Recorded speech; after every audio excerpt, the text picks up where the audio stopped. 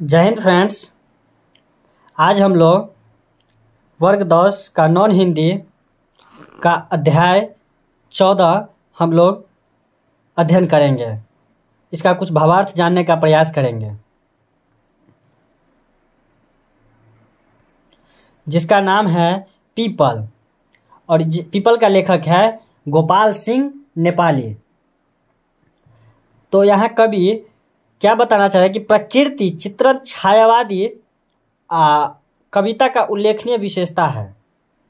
यह कविता प्रकृति के विविध रूपों से हमारा आत्मीय परिचय कराती है। जो कविता है हम लोग जो अध्ययन करेंगे अभी, यह जो प्रकृति का जो भी है उससे हमको परिचय कराती है। कविता के केंद्र में प्राचीन पीपल वृक्ष है। यहाँ पर प्रकृति में जो कविता को जो बीच में जो रखा गया है, मेन जो इसका जो मेन पर्पस जिस कविता पर जो लिखा गया है, कविता का मेन चीज वह है पीपल का प्राचीन वृक्ष है, जो अनेक बदलावों का साक्षी है। जो न जाने कितने बदलाव हो चुके हैं, लेकिन वह वैसा का वैसा ही है। पीपल वृक्ष के समक्ष विभिन्न प्रकार का पेड़, झरना, नदी, चिड़िया, वस्तुएं, ऋतुएं, दिवस चक्र सक्रिय हैं। कहना न होगा कि यह कविता अनेक दृष्टियों से उल्लेखनीय है। तो अब हम लोग इसका कुछ भावार्थ जानने का प्रयास करते हैं। क्या कहा गया है इस कविता में? कवि कह रहे हैं कि कानन का यह तरुवर पीपल।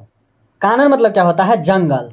कानन का यह तरुवर पीपल युग युग से जग में अचल अटल, ऊपर विस्तृत नवनील, नीचे वसुधा में नदी झील, जामुन तमाल इमली करील, जल से ऊपर उठता मृणाल फुनगी, पर खिलता कमल जल, तीर तीर करते क्रीड़ा मराल, ऊंचे टीले से वसुधा पर झरती है, निर्झरनी झरझर हो जाती है बूंद झरझर झरकर।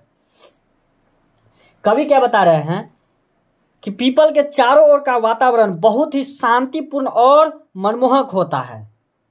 उसके ऊपर विशाल नीला आकाश है। उसके ऊपर क्या है? विशाल नीला आकाश है। और नीचे धरती पर क्या क्या है? नदी है, झील है, विभिन्न प्रकार के वृक्ष हैं। पीपल के पास बहती जलधारा, पीपल के पास क्या बह रही है? जो जलधारा जो बह रही है, जलधारा का कोमल जो कलकल संगीत जो होता है, जब जलधारा बहती रहती है तो हम लोग सुनते हैं कि बहुत सुंदर संगीत होता है। तो उसी कलकल संगीत जो वातावरण में एक सुर लहर पैदा करता है। क्या पैदा कर देती है? एक सुर लहर पैदा करता है।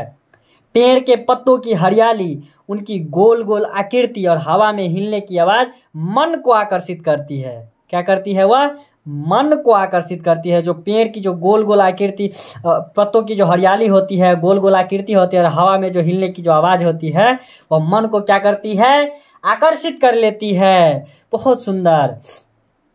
आगे क्या है? निर्झर के पास खड़ा पीपल, सुनता रहता कलकल छल छल, पल्लव हिलते ढल ढल ढल ढल ढल, पीपल के पत्ते गोल गोल, कुछ कहते रहते डोल डोल, जब जब आता पंछी तरू पर, जब जब आता पंछी उड़कर, जब जब खाता फल चुन चुन कर, पड़ती जब पावस की फुहार, बजते सब जब पंछी के सितार। कि पेड़ पर क्या बता रहे हैं कि पेड़ पर आने वाले पक्षी उसकी डालियों पर बैठकर क्या करती है?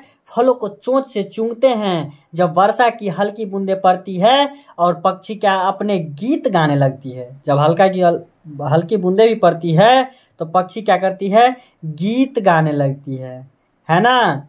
इस दृश्य में बुलबुल और अन्य पक्षियों की चहचहाहट, नदी की बहती हुई आवाज और पत्ता की सरसराहट सभी मिलकर एक मधुर संगीत करते हैं, जो सुनने में आनंददायक होता है ना। आगे क्या है कि तब कोमल पल्लव हिलडुल गाते, सरसर मरमर मंजूल लख लख, सुन सुन बिहुबल बुलबुल, बुलबुल गाती रहती, चह चह सरिता गाती रहती, बह बह, पत्ते हिलते रहते रह रह, जितने भी है इसमें कोटर, सब पंछी गिलहरियों के घर। संध्या को अब दिन जाता ढल, सूरज चलते हैं अस्ताचल, कर में समेट किरणें उज्ज्वल। क्या बोलता है कि पीपल के पेड़ पर बने कोटर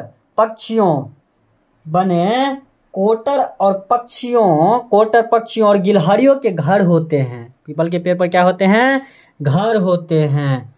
जैसे जैसे दिन ढलता है, सूर्य अस्त होने की ओर बढ़ता है, पीपल के आसपास का वातावरण धीरे धीरे शांत और सुनसान हो जाता है और पक्षी अपने घरों की ओर लौटने लगते हैं, है ना। ऐसा हम लोग देखते हैं कि जहाँ शाम ढलने लगती है तो क्या होता है, पीपल के आसपास का जो वातावरण होता है वो धीरे धीरे शांत होने लगता है और सुनसान हो जाता है और पक्षी अपने अपने घरों को लौटने लगते हैं।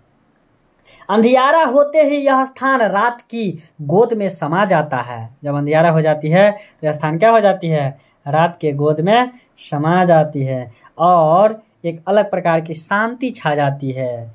एक अलग प्रकार की क्या छा जाती है? शांति छा जाती है ना। हो जाता है सुनसान लोग, चल पड़ते घर को चील कोक, अंधियाली संध्या को भी लोग, है ना।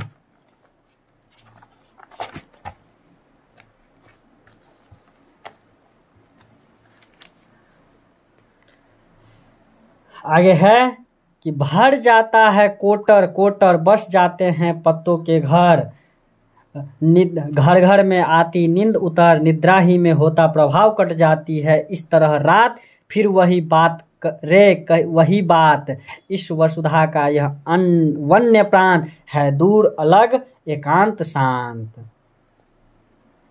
कवि क्या बता रहे हैं कि जो शांति, एकांत और मनमोहनता से परिपूर्ण है, इसमें जंगल के कोटरों में रहने वाले पक्षियों, पेड़ों पर बने घोंसलों और रात में पत्तों की आड़ में सोने का दृश्य प्रस्तुत है ना। लेखक बता रहे हैं कि जो शांति, एकांत और मनमोहकता से परिपूर्ण है, जो जंगलों में रहने वाले पक्षियों, पेड़ों पर बने घोंसलों और रात में पत्तों की आड़ में सोने का दृश्य बहुत आनंददायक होता है।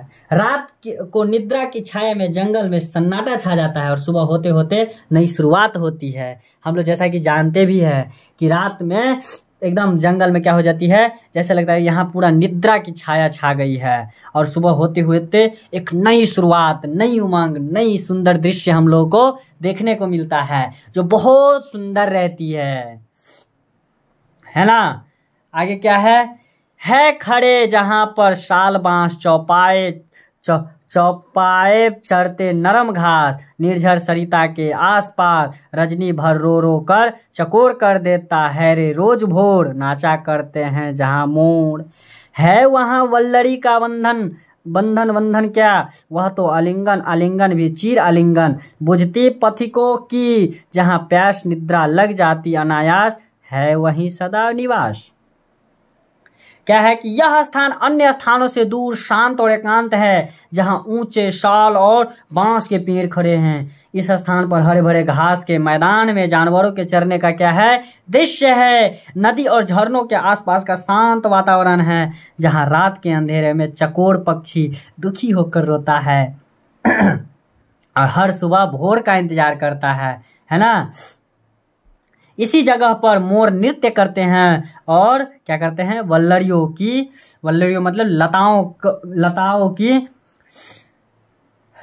की बात की गई है, और जो एक बंधन नहीं बल्कि एक प्राकृतिक आलिंगन जैसा प्रतीत होता है ना। यहाँ जो भी आने वाले यात्री जो होते हैं, यात्रियों की प्यास इस मनोहरी वातावरण में बुझ जाती है। इतना सुंदर जब मनमोहक दृश्य देखते हैं हम लोग, तो वहाँ जो देखते हैं सुंदर सा दृश्य, इससे हमारे आंखों की प्यास बुझ जाती है और वहाँ पर सुंदर हवा बहती रहती है, तो हम लोग को नींद भी आ जाता है। तो यहाँ कवि कहना चाहते हैं कि इसी वातावरण में निवास करके वह शांति और संतोष पाता है ना। इस कविता में हम लोगों ने यह जानने का प्रयास किया। भावार्थ, यदि किसी को भावार्थ समझने में दिक्कत हो तो आपके लिए कमेंट सेक्शन खुला है, आप जरूर हमें बताइएगा। जय हिंद।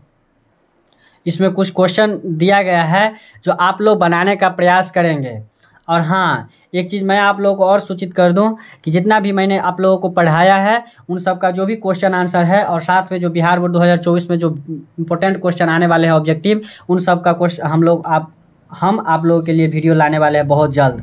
और सबसे पहले हम आप लोगों को क्वेश्चन आंसर का वीडियो लाने वाले हैं, उसके बाद जस्ट हम लोग आप लोगों के लिए जो इम्पोर्टेंट ऑब्जेक्टिव होगा वो हम लाने का आप लोगों के लिए लाएंगे ज़रूर। जय हिंद।